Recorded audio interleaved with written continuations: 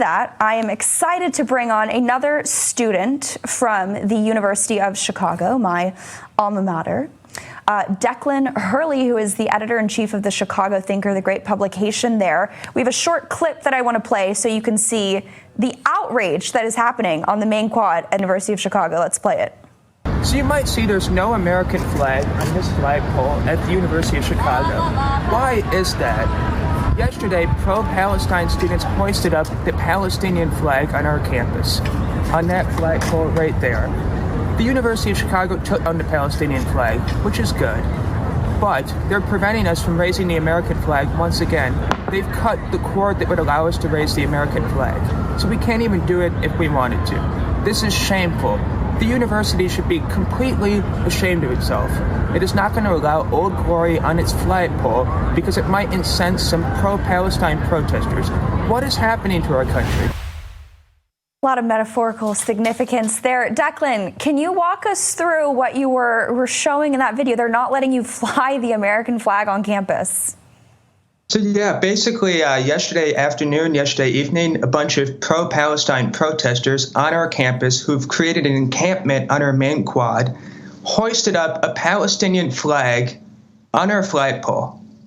And that's just horrible. We have a foreign flag of a country that's been aligned with terrorist groups and butchered thousands of Israelis.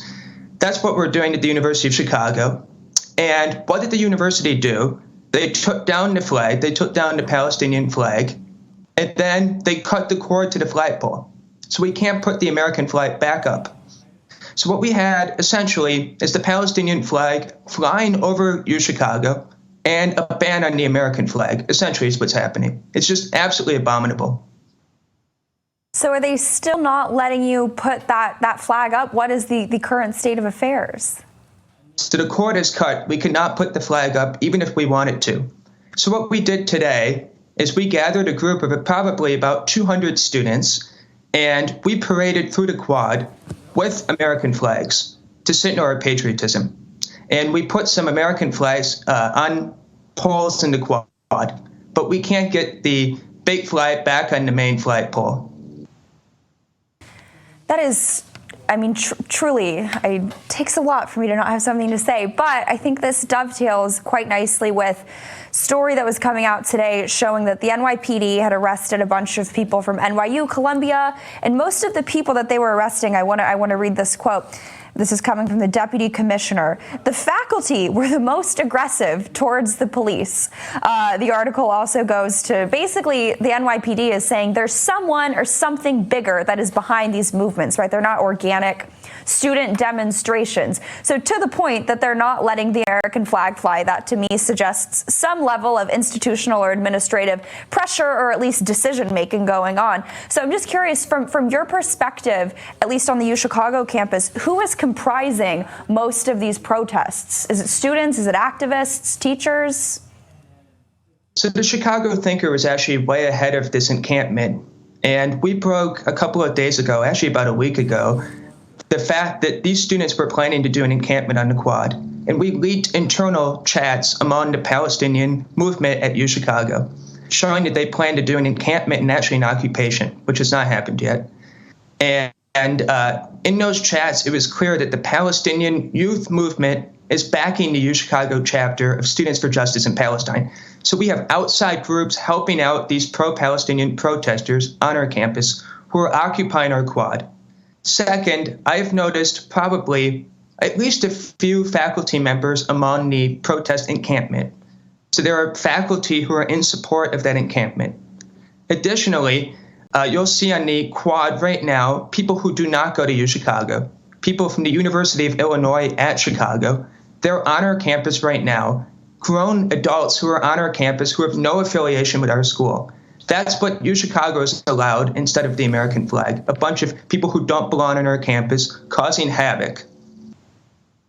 You know, it's so ironic. I was heckled, ridiculed, laughed out of classrooms. I was kicked out of my sorority because I dared to affiliate with Stephen K. Bannon. But hey, if you affiliate with Hamas terrorists on the University of Chicago campus, it's all fun and games. It's absolutely Such a double standard. I would only expect it from there. I'm just curious, though, getting to the more institutional perspective of this, we hear so much of what's being taught in the classrooms that it sort of echoes, if not is the ideological framework that is springboarding these kids to want to go out and protest, right? The oppressor that is the United States and Israel. I'm just curious if you can give some sort of insight on what is being taught by these professors who also, I guess, their day job is teaching, but their night jobs are protesting. So basically, there's two main undercurrents to a lot of political science type teaching at the University of Chicago. One of those undercurrents is critical theory. So if there's any power structure, it must be oppressive and must be unpacked. We must identify the oppressor and the oppressee in every political relationship. In that analysis, Israel always ends up as the oppressor, somehow. And the second undercurrent is this anti-imperialist notion. And anti-imperialism has been used as a cudgel against Israel to essentially massacre its people. So you see anti-imperialist thought at U Chicago, and you also see critical theory, both of which are used against Israel. Declan, if people want to follow you, and give us a little teaser about what the Chicago Thinker is about, why people should read it, how they can subscribe to it, or what they can do to help you guys out. So the Chicago Thinker is a student publication. We lean right. We've been active since 2020. We have about 30 people on staff, and we publish news, opinion, commentary of all sorts. And basically, we're the best place to go if you want the honest truth about what's happening at U Chicago, because we're the home of free speech. So it's an important school to look at, even if you don't go here or don't have anybody who goes here. So I encourage you to follow the Chicago Thinker. We're on Twitter at ThinkerChicago. You can also follow me directly. I'm Declan M. Hurley at Twitter.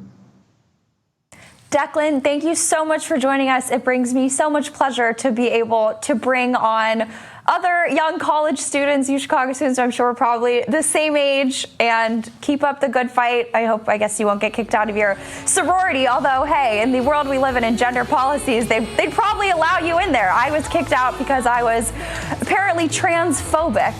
But hey, if you support Hamas, it's all fun and games. That shows you the double standard that we love of today's left.